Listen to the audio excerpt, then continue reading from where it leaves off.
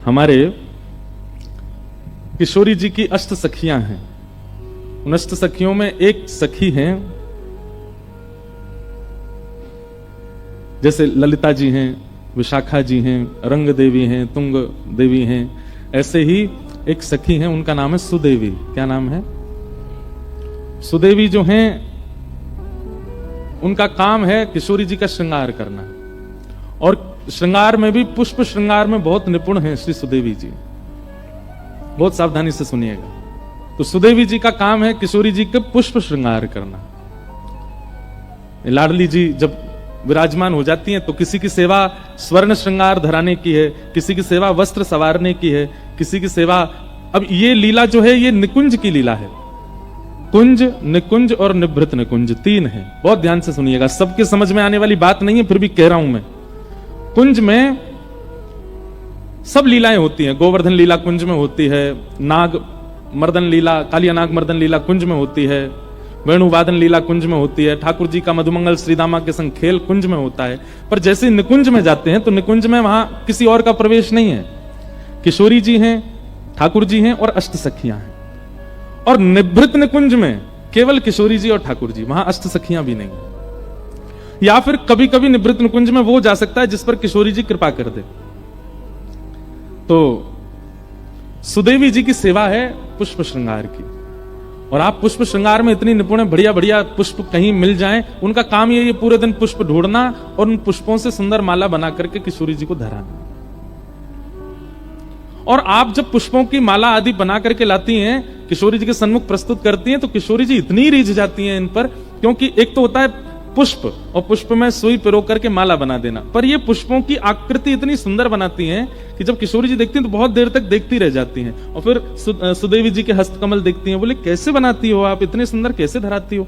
यही सखियों का सुख है, यही सखियों का आहार है, यही सखियों का जीवन है कि हमारी किशोरी जी हमसे रीझ के, हमसे नेक देर बतिया लें, बस हमारे भाव से प्रसन्न हो जाए। हमारी आपकी तरह नहीं, रोटी बनाई, सब्जी में नमक बुरको, हल्दी डाली, लगा दी, भोग है गयो काम नहीं। प्रेम में जैसी अवस्था होती है ना कि प्रियतम रीझे हमारे भाव से, वो सखियों की सेवा है, वो सखाओं की सेवा है। इसलिए हमारी वृंदावन रीति कहती है कि पहले अलियों को प्रणाम करो। अली मतलब सखी, आलियों को प्रणाम करो। वो कृपा करेंगी तब सेवा आवेगी, और जब सेवा आवेगी तब श्री जी का गुणगान गाओ। हमारे वृंदावन भाव में सीधे किशोरी जी को और ठाकुर जी का गुणगान गाने की आज्ञा नहीं है। पहले वृंदावन की सेवा करो, यमुना जी की सेवा करो, सखियों की सेवा करो, तब उनको भजो। तो सुदेवी जी पुष्प श्रृंगार करती हैं, और होड़ रहती है सखियों में कि जिनको स्वर्ण का श्रृंगार करना होता है तो स्वर्ण के ऐसे ऐसे आभूषण बना करके लाती हैं, किशोरी जी को पधराती हैं। किशोरी जी खुश हो जाती हैं, आहा कितने सुंदर लग रहे हैं। स्वर्ण के आभूषणों को भी मात देने वाले श्रृंगार पुष्पों से बना करके लाती हैं सुदेवी जी। जब सुदेवी जी का श्रृंगार देखती हैं तो किशोरी जी स्वर्ण के आभूषण उतार देती हैं, पुष्प के आभूषण इतने अच्छे लगते हैं। वैसे स्वर्ण के, चांदी के, रत्नों के श्रृंगार हम मानवों को ज्यादा प्रिय हैं, पर हमारे वृंदावन चंद्र ठाकुर जी को और किशोरी जी को तो वनमाली भेष बहुत अच्छा लगता है। वन के विविध विविध पत्र हों, पुष्प हों, उनसे श्रृंगार उनको बहुत प्रिय लगता है। ऐसा कहते हैं कि श्री सुदेवी जी जब शीतकाल आता है ना, तो सर्दियों में ठाकुर जी माला नहीं पहनते, सर्दियों में ठाकुर जी पुष्प का श्रृंगार नहीं धारण करते। क्यों? शीतल होते हैं, तो ठाकुर जी को धराएंगे तो ठंड लगेगी। तो सुदेवी जी शीतकाल के समय में मूर्छा में ही रहती हैं। क्यों? क्योंकि सेवा कर नहीं पा रही, ठाकुर जी को दे नहीं पा रहे। तब किशोरी जी के मन में आया कि हे सुदेवी जी, इधर देखो, सब लोग इधर देखो, यहां देखो, ऐसी बात चल रही है, फिरो रसगुल्ला दे रहे हैं लेकिन सबन को ध्यान पापड़ पे ही है, यहां देखो, कथा सुनो। क्या बता रहा था मैं? हाँ, तो किशोरी जी ने जब देखा कि सुदेवी जी ये हमेशा शीतकाल के समय पर विरह में चली जाती हैं, इनको मूर्छा आने लग जाती है। क्यों? सेवा ही नहीं है, पुष्प की सेवा है, और वो अब शीतकाल में पुष्प धरा नहीं सकते। तो फिर किशोरी जी कहती हैं इनको दूसरी कोई सेवा दी जाए। क्या सेवा दें जिससे इनकी शीतकाल में भी सेवा हुआ करे? तो सुदेवी जी की एक सेवा है सुख और सारी। ये ब्रज की लीला में आता है कि सुख यानी कि तोता, और सारी यानी कि तोता का ही सखी स्वरूप। सुख और सारी, इनको पढ़ाने की सेवा श्री सुदेवी जी की है कि इनको सिखाओ और क्या करना है, इनका काम क्या है। जैसे ठाकुर जी वृंदावन में, किशोरी जी बरसाने में, तो किशोरी जी बरसाने में इस वक्त क्या कर रही हैं, वो सुख जाकर के देखेगा और वृंदावन जाके ठाकुर जी को सुनाएगा। नव निकुंज में ऐसी नथनी पहनी है, ऐसे कुंडल पहने, ऐसी पोशाक पहन करके किशोरी जी बैठी हैं, मंदम हवा चल रही है, किशोरी जी के केश लहरा रहे हैं। और यहाँ किशोरी जी को जब ठाकुर जी की याद आती है तो वो सारी को भेजती हैं, जाके देख के आओ वृंदावन में ठाकुर जी क्या कर रहे हैं। तो फिर सारी वृंदावन आकर के ठाकुर जी का स्वरूप देखती है और उन स्वरूप को आकर के फिर किशोरी जी को वर्णन करती सुनाती है।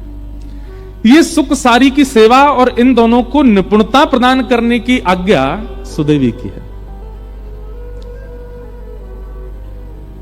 तो जब 6 महीना पुष्प का श्रृंगार नहीं होता तो सुख और सारी को पढ़ाती हैं कि किशोरी जी का अंग कैसे देखना है। ऐसे ये भी तो एक नियम है कि आप स्पष्ट किशोरी जी के सर्वांगीण अंग को नहीं देख सकते, कैसे देखना है, उसके प्रति आपका भाव कैसा होना चाहिए, उसके प्रति विचार कैसे होने चाहिए, वो सब चीजें अनुभव करना ये इनका काम है। और दूसरा, जब निकुंज में दोनों प्रिया प्रियतम मिलते हैं तो उनका मुखोल्लास करने के लिए, उनको सुख देने के लिए सुख और सारी दोनों आमने सामने बैठ जाते हैं और एक दूसरे के बातों का कटाक्ष करते हैं। कैसे? जो अभी हुआ उसी विषय में मैं सुना रहा हूं। जैसे सुख क्या कहेंगे, हमारे श्री कृष्ण तो अंगूर जैसे हैं। तो सारी कहेंगी अंगूर जैसे मतलब? ठाकुर जी और किशोरी जी बैठ के सुन रहे हैं और सुख और सारी आपस में संवाद करते हैं। तो सुख कहते हैं हमारे ठाकुर जी तो अंगूर जैसे हैं। तो सारी कहती अंगूर जैसे मतलब? बोले बाहर से भी कोमल, पालो तो भीतर भी रस है, ना गुठली है ना छिलका, पूरे पूरे ग्रहण करवे योग्य हैं, कछु छोड़वे लायक है ना हमारे ठाकुर जी में। एक दिन सुदेवी कानों में पुष्प का श्रृंगार धरा रही थी, पुष्प की श्रृंगार करती थी सुदेवी जी। जैसे ही पुष्प श्रृंगार करने लगी इतने में ठाकुर जी ने वंशी बजाई और जैसी वंशी बजाई तो किशोरी जी उठ के जाने लगी।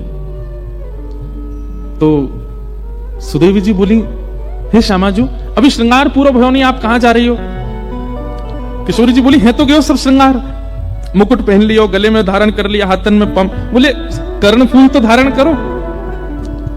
किशोरी जी बोली, मेरे कर्ण को आभूषण तो श्याम सुंदर की वंशी है, और वाके आगे मैं सब त्याग दूंगी, वाके आगे और कुछ नहीं।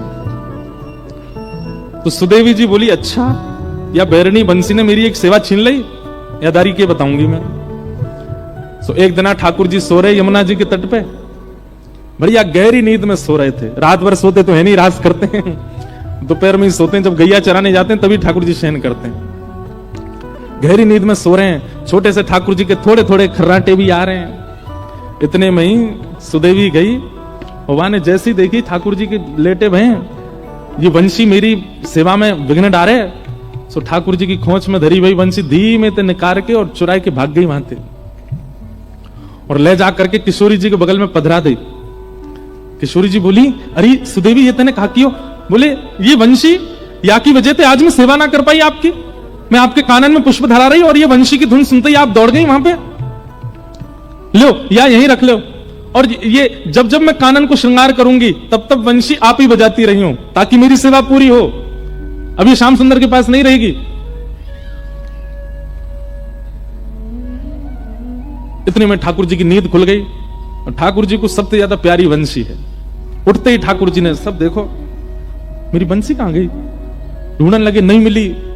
तो ठाकुर जी को तो पता है कि कोई भी चीज मेरी चुरावे की, मैं सबसे बड़ा चोर, मेरी वस्तु चुरावे की सामर्थ्य केवल और केवल ये अष्ट सखीन में और कोई में नहीं है। तो ठाकुर जी कहीं जाते भी नहीं है और कहीं ढूंढने सीधे वहीं पहुंचते हैं कुंज में। किशोरी जी बैठी हैं, सुदेवी जी सुंदर श्रृंगार कर रही हैं, ललता विशाखा पंखा चल रही है, आदि आदि सेवा चल रही है। इतने में ठाकुर जी गए, हाथ आग करके बोले, दे दो। नाम नहीं बोला सामग्री का, केवल हाथ आग कह रहे दे दो।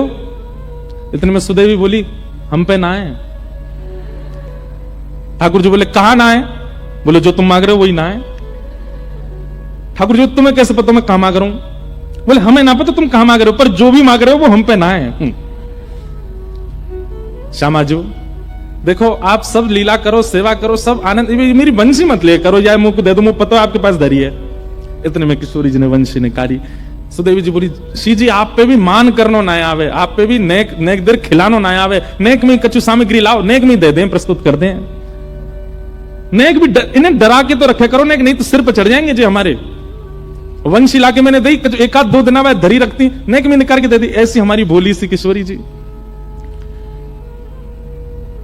सुदेवी जी बोली, हे श्याम सुंदर, वंशी हमारी श्यामाजू के पास है, और हमारी श्यामाजू जा पे एक बार हाथ धर दें वो फिर इन्हीं की है जाए। अब जी इन्हीं की है, अब यह वंशी को नाद आज तक तुमने कियो, अब तक किशोरी जी करेंगी। ठाकुर जी मुस्कुरा के बोले, जे इन पे बजेगी ना, ये बजा ही ना पाएंगे। इतने में सब सखी आई और आंख निकाल करके ठाकुर जी को देखने लगी। हमारी किशोरी जी कोई चीज में निपुण नहीं है, ऐसा हो ही ना सके। ये गायन करें तो सरस्वती कान लगा के सुने, ये वीणा बजावे तो वीणाधारी बड़े बड़े गंधर्व जन सामने नतमस्तक हो जाएं। अरे गानो बजानो तो बहुत दूर की बात है, हमारी श्री जी जब चले ना, उनके पामन में बंधे हुए नूपुरन के स्वर पे राग रागनी नृत्य करें, और तुम कह रहे हो हमारी श्री जी नेक सी बंसी ना बजा पाएंगी। ठाकुर जी बोले, मैं विद्या पर प्रश्न चिन्ह नहीं उठा रहा हूं, किशोरी जी की विद्या पर मेरा कोई आक्षेप नहीं है, मैं तो अपनी वंशी को स्वभाव बता रहा हूं कि वो इन पे नहीं बजेगी। सुदेवी जी बोली, श्यामाजू आप दिखाए दो इन्हें, नेक बजाए दो, वंशी बजाए दो नेक। रुको तुम अभी बजा। ठाकुर जी खड़े गए, बजाओ, मैं भी देख रहा हूं, बजाओ। आज अगर ये बज जाए तो मैं भी नंद को लाला नहीं। सुदेवी बोली, ऐसा हो सके कि भैया इनने कहीं सौगंध वोगंध दे दी हो। सुदेवी बोली, हरी पत्ती सामने कसम उतारी राम ने। हरी वंशी तो पे जितनी कसम चढ़ी है सब उतर गई आज, तो को बजनो ही है आज, किशोरी जी बजाएंगी। ठाकुर जी खड़े बोले, मैं देखूं। अरे भैया कोई सौगंध नहीं है, कछु नहीं है, फिर भी बजा जाएंगे। किशोरी जी ने जैसे अधर पर वंशी धारण करी, और वंशी धारण करके अपने कोमल मुखमंडल से जैसे ही प्राण पिरोए, नहीं बजी। किशोरी जी ने सबरी उंगली फेर ली, लेकिन वंशी नहीं बजी। ये दृश्य देख करके ललिता विशाखा सब आश्चर्यचकित है। हे श्यामाजू, ऐसा कौन सा साज है, ऐसा कौन सा वाद्य है? अरे हमारी किशोरी जी को इतना श्रम भी ना करना पड़े। अरे अधर पर धारण हेती वंशी अपने आप स्वतः बजने लग जाए, हाथन में आती वीणा अपने आप स्वर प्रकट करने लगे, ये वंशी बज नहीं रही है। ठाकुर जी सामने खड़े खड़े मुस्कुरा रहे हैं। ये सुदेवी बहुत देर रही, खड़े खड़े एक सिंहासन लगा, मैं बैठूं देखूं, ने कहा देर तो आनंद करूं। ठाकुर जी ने खूब आज आनंद कर रहे हैं, किशोरी जी नहीं बजा पाए। सबने प्रयास कर लिए, लेकिन अंत में ठाकुर जी बोले, अब वापस दे दो, जो वस्तु आपसे बजी नहीं रही है, आपके प्रयोग की नहीं है, वह वो दे दो। अंत में किशोरी जी बोली, सुदेवी देते। और सुदेवी जी ले जाकर के वंशी ठाकुर जी को दे। जैसे ही ठाकुर जी ने अधर पर धारण करी और कोमल उंगलियों से छिद्रों को आच्छादित किया, बज उठी वंशी। आज पहली बार ऐसा हुआ कि वंशी नाद सुनकर के गोपियों को, इन सखियों को आनंद नहीं क्रोध आ रहा है। और ललिता विशाखा बोली, पकड़ ले, छीन ले या बांसुरी को और लेकर के अपने पामन पे तोड़ दो, चूर चूर कर दो, जमुना जी में बहा दो। अरे अरे बैरणी, अरे तू भी कृष्ण की तरह छली कपटी है गई है, किशोरी जी की सेवा में आई तो बज नहीं रही है, और वहां जाके बजन लगी। ठाकुर जी ने हृदय से लगा लियो, मेरी वंशी को दोष मत दो, तो किशोरी जी के हाथ में क्यों नहीं बजी? ठाकुर जी बोले, ये स्वर से ना बजे, ये फूंक से ना बजे, ये तो भाव से बजे। और या को मतलब ये नहीं है कि किशोरी जी में भाव नहीं है, ताली मत बजाइयो भैया, हाथ जोड़ो तुम्हारे, गलत अर्थ मत लगा।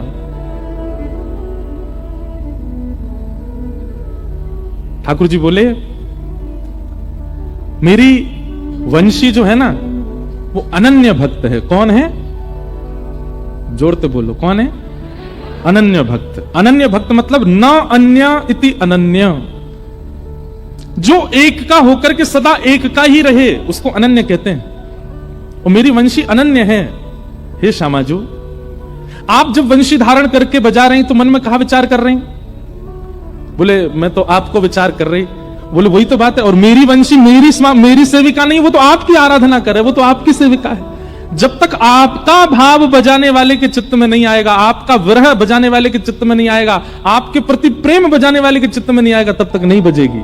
आपको अपनो ही ध्यान करना पड़ेगा, तब वंशी बजेगी, ऐसे नहीं बजेगी। मेरी वंशी अनन्या है, या हमारी ये मोह से ही बजे क्योंकि मैं आपको ध्यान करूं, मैं आपको चिंतन करूं, और आप मेरो चिंतन कर रही हो, मेरो चिंतन करोगे कैसे बजेगी? समझ में आई बात? ये तो आपकी सेवा में रहवे, आप मेरी सेवा या से कराओगी तो ये अनन्यता त्यागती नहीं है मेरी वंशी, ये तो आपकी है।